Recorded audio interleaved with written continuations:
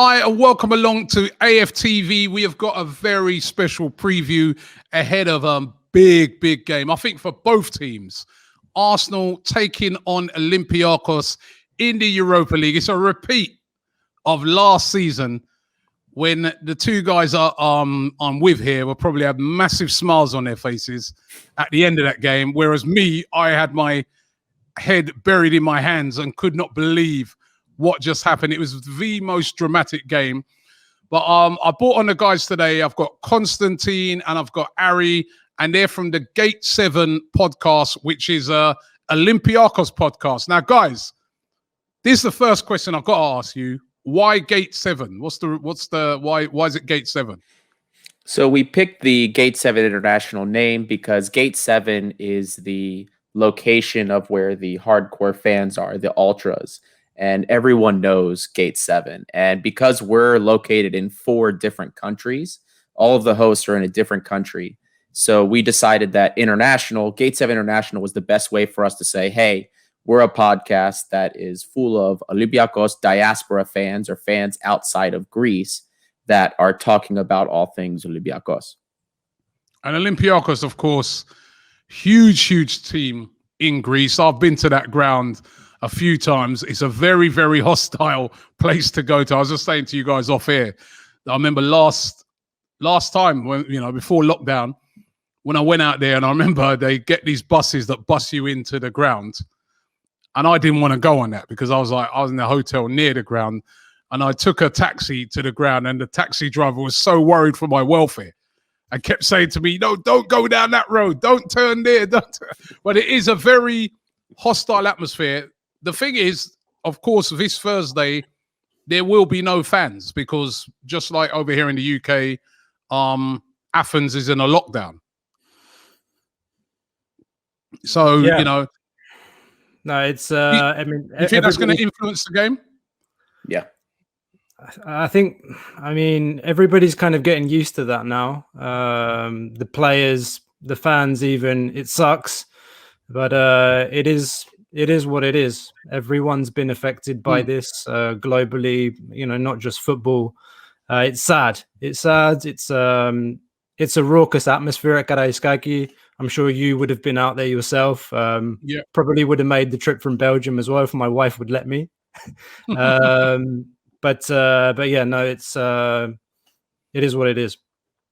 Now, a lot of Arsenal fans are viewing this game like this is a chance for revenge. This is a huge game for Arsenal, especially in the context of our season. I want to find out from you guys, how have Olympiacos been getting on this season?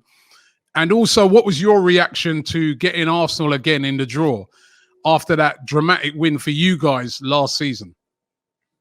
In the episode we did before the draw, I actually was joking around and told the guys when we were predicting who we might get, I was like, guys, it's probably going to be Arsenal. I can see it now, scenario where we draw Arsenal and it's like a revenge match. And then it happened. And I just sat here. I was like, oh my God, of course it has to be Arsenal again. As far as how the season's gone, if we had done this, let's say last year before the winter transfer window, it would have been a completely different conversation. We were very pessimistic about our wingback situation. We had Jose Holebas, as some of your fans might remember from his Watford days, little old, kind of, let's say in the twilight of his career. Rafinha, something similar. And Rafinha also wasn't the type of wingback that we really needed. But then after the window, we then purchased 2 new wingbacks. On the left side, we have Oleg Rebchuk, as I like to call him, Moldovan Lightning. And then we have Kenny Lala, very highly rated right back that came out of France that we got really lucky to get. And all of a sudden now the wingback play is back to what it was last year. So the team is looking much better after the winter transfer window than it did beforehand. And I think we have a much better chance now than we did before January. How have you been playing? The team, I think, has been playing, especially after the break, a little better than what we saw in the fall. the overlapping wing play is very important. The team is gelling. The interplay and link up looks much better. We had to make a huge adjustment in the midfield because we lost one of the most important pieces of the midfield that you might remember from last year, or I should say from the last Champions League, Europa League campaign, which was Guilherme.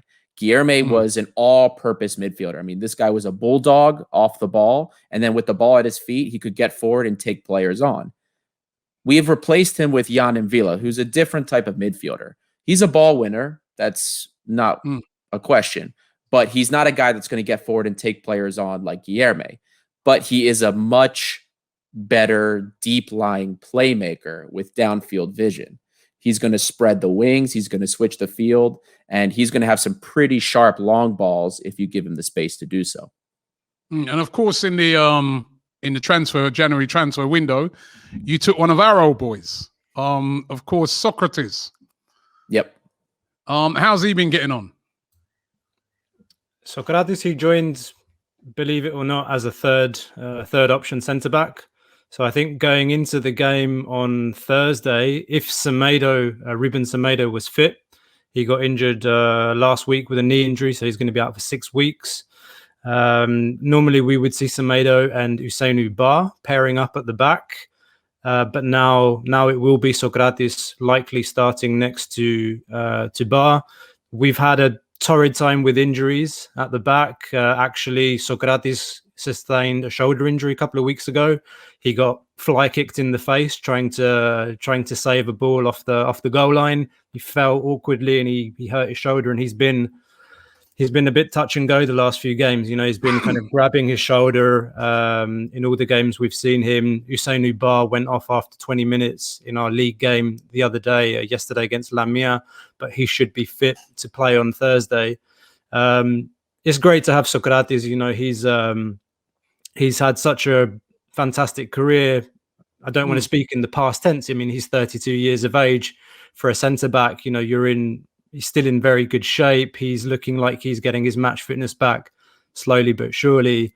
And, you know, I mean, his career and the clubs that he's played for, they speak volumes. AC Milan, Werder Bremen, Borussia Dortmund, and Arsenal. He's the first Greek player to win an FA Cup. He's won championships with Dortmund and Milan. So, you know, it's a real honour for us that he's at the club, and we're very happy to have him. Good player as well. You know, obviously getting a bit older, but I have to say at Arsenal, you know, he was decent. You know what I mean? I think really he was more moved on because, you know, the style of play in which we were playing maybe didn't really suit that, but never really, I wouldn't say look on him and say that he's a player that ever really let Arsenal down either. So, you know, the fans liked Sokratis. You know what I mean? He had a decent time at Arsenal. How have you guys been getting on though in the league? I know you normally win it every year. You didn't last year though, did you? So how have you been getting on in the league? Oh, you won it last year, not the year before. Yeah. Is that right? We hadn't won the league in 2 seasons. So last year it was restoring order, so to speak. We won the double. We played very, very good football. It's now the 3rd season that we have Pedro Martins as our coach. He's built a fantastic squad of players. Everybody knows their roles. Even players that would sometimes get moody about, you know, sitting on the bench and coming on as subs. You know, I stress, everybody knows their roles. Whether it's a player like Kostas Fortounis, who is, you know, a magic playmaker for us. He one of the biggest talents, Greek midfield talents that we have. He's been coming off the bench a lot recently, and you know he accepts his role. We shouldn't take that for granted, and that's a big success that Martins has had with this team. And I think it's something very important going into the games against Arsenal, is that mental toughness that the team has, and that character that has been built in the squad the last 3 years progressively. We didn't win the league in Martins' first season. It was Bauk that won the league, and then Ajax before that. So that was unusual for us. Like we're used to winning the league, as you said, every season. It's an expectation at the club. When a player comes, it's like, you know, there's no question, like, you have to win the league. If you lose one match as an Olympiacos player, if Olympiacos loses one match, the pressure's on. Like, they're calling for the manager's head, they're questioning the players immediately. And that's, something we've talked about with former players is and especially the foreigners that come in. Some of them, they understand it, and some of them they don't. And the ones that understand it, they go on to bigger and better things often, because they've played at a club where there's that pressure to win every single game. And it's probably hard to understand, like, for somebody coming from England, the Premier League, they look at the Greek league as a farmers league. Okay. But the league is all but over in Greece. I think I forget how many points clear we are at this stage. I think 16. we're 16 points clear. 16. So yeah, 16 points clear with one match left to play in the regular season. And then we have the playoffs with the top 6 teams. And I mean, it's all but over. You're just waiting for it to be mathematically over. And now the Europa League and these games are massive, not just for the club, but for some of these players individually. It's a huge opportunity, a huge window for them to be, to showcase their talents and perhaps move on to bigger and better things. Right. So it's a huge game for you guys. Who's the danger man? Who's that player that Arsenal have to be on guard for, in particular at Olympiacos? Who's the main man? Obviously, one of them you guys know very well already, because he got that very late winner last time. Youssef El Arabi. We call him the King of Qatar because that's the league that we got him from, and he was scoring. He was averaging like a goal and a half a game there. It's absurd. And he is always a goal threat, and he's very good in hold-up play. Don't let his age fool you. He is still a danger man. Costa already brought up Fortounis. He's probably not a guy you're going to see start, despite the fact that he is arguably our best player. He may not be starting. He's been having some of the best results coming in as an impact sub, 60th, 65th minute, maybe even a little bit earlier in the second half when the defenses are starting to get worn down a little bit, and he'll just run all over the place. He'll have some magical touches against some defenders that maybe are starting to sit on their heels a little bit, get a little tired, and you'll just see him work some magic. So those two guys are going to be some of the most important. And that's not to take anything away from Matthew Valbuena. Again, another veteran, but he's pretty magical with his set pieces. And we brought this up on previous podcast of ours, but Matthew Valbuena on the field gives us significantly more width and more crosses, more output there. That's what he does for this team. So those are 3 guys that you're going to see create opportunities and be the starting points of a lot of the open play and the dangerous attacks we make. All right. Another question I've got for you both is strengths and weaknesses of Olympiacos. I'm on a real scouting mission here, but strengths and weaknesses. Are you going to call Arteta afterwards? I'm going to call you. I'll give it a call to Arteta straight after this. But yeah, strengths and weaknesses.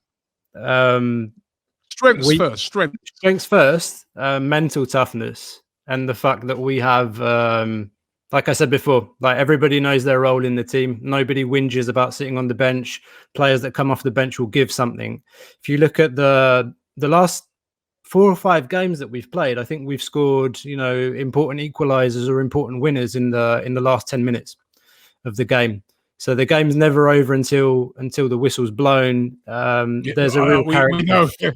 We know all about that as Arsenal fans from last year.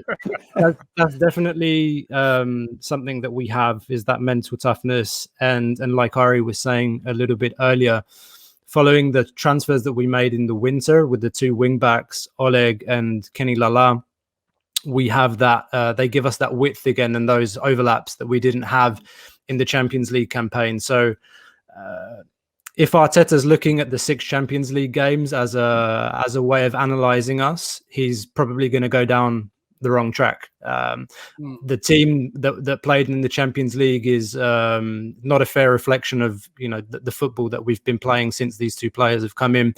particularly down the left-hand side. This Moldovan kid, 22, 23 years of age, he looks very, very good. Some similar traits to Kostas Tsimikas, who signed for Liverpool recently. Very fast, very good in transition, offensively and defensively. And maybe just in terms of weakness, Ari, you would probably mention the set pieces. And we've conceded 10 goals out of 13. 10 goals out of 13 have come from set pieces since December 20th. Now, we know that Arsenal is the statistically weakest team in the Premier League in terms of goals scored from set pieces. So we really hope that we don't see any set piece goals from Arsenal. We play a zonal defense like a lot of Iberian managers like to play. It's cost us in the last few games against PSV. Well, cost us in terms of leaked goals, but didn't cost us in the end. So that's one weakness. I don't know, Ari, if you want to add a couple of things. Really, the set pieces is the most glaring weakness. And that's really the weakness that has cost us, because in open play, our defense is very solid. Over the course of 2 legs against PSV, I think their total XG, or their total expected goal, was less than 1 over 2 legs, despite the fact that they scored 4 goals. 3 of those 4 goals came off of set pieces, and 1 was a very fortunate deflection goal off of Sokratis' knee that ended up going in. So our defense is very strong in the run of play and very solid at deflecting pressure and minimizing the number of opportunities that come in and around the 18-yard area or the outside of the penalty box. So it's very competent with that. But these set pieces, something has happened. There's a lack of communication, and we're hoping it doesn't cost us our campaign. Okay, we did score from a set piece in not our last game, the game before that, and it was a great set piece. So hopefully we could take advantage of that. But guys, listen, it's been so insightful listening to you.